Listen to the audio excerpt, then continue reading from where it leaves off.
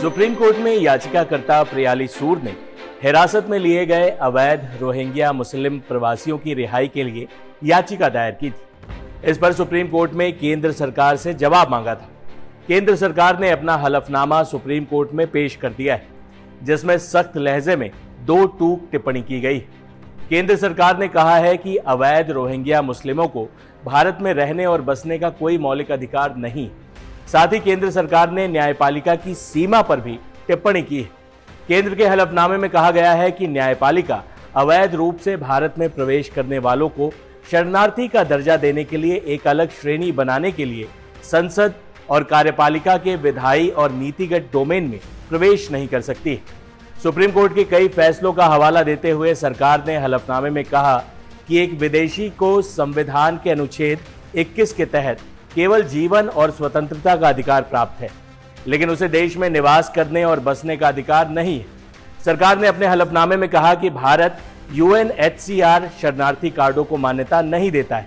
सरकार ने हलफनामे में कहा कि भारत पहले ही पड़ोसी देश बांग्लादेश से बड़े पैमाने पर आए अवैध प्रवासियों की समस्या से जूझ रहा है। इसने भारतीय सीमावर्ती राज्यों जैसे असम और बंगाल की डेमोग्राफी काफी हद तक बदल दी।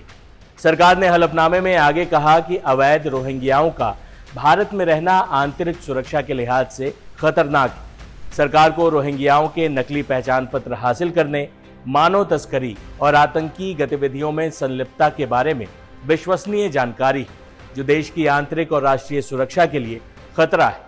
हिरासत में लिए गए रोहिंग्याओं की रिहाई के लिए प्रियाली सूद की याचिका का जवाब देते हुए केंद्र सरकार ने कहा कि अवैध रूप से भारत में प्रवेश करने वालों से विदेशी नागरिक अधिनियम के प्रावधानों के अनुसार निपटा जाएगा।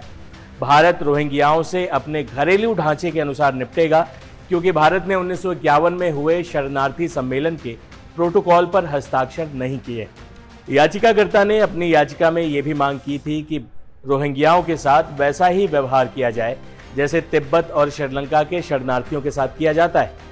इस मांग पर सरकार ने जवाब देते हुए कहा कि व्यक्तियों के किसी भी वर्ग को शरणार्थी के रूप में मान्यता दी जानी है या नहीं, यह शुद्ध रूप से एक नीतिगत निर्णय है। विधायी ढांचे के बाहर शरणार्थी की स्थिति की कोई मान्यता नहीं हो सकती और शरणार्थी स्थिति की ऐसी घोषणा अदालत के आदेश द्वारा नहीं की जा सकती। समानता का अधिकार विदेशियों और अवैध प्रवासियों के लिए उपलब्ध नहीं।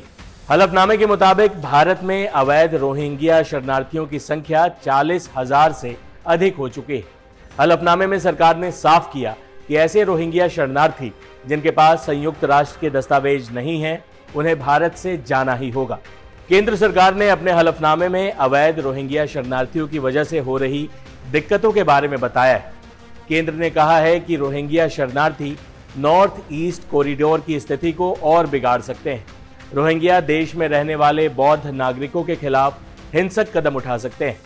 सरकार ने सुप्रीम कोर्ट को बताया है कि जम्मू, दिल्ली, हैदराबाद और मेवात में सक्रिय रोहिंग्या शरणार्थियों के आतंकी कनेक्शन होने की खुफिया सूचना मिली।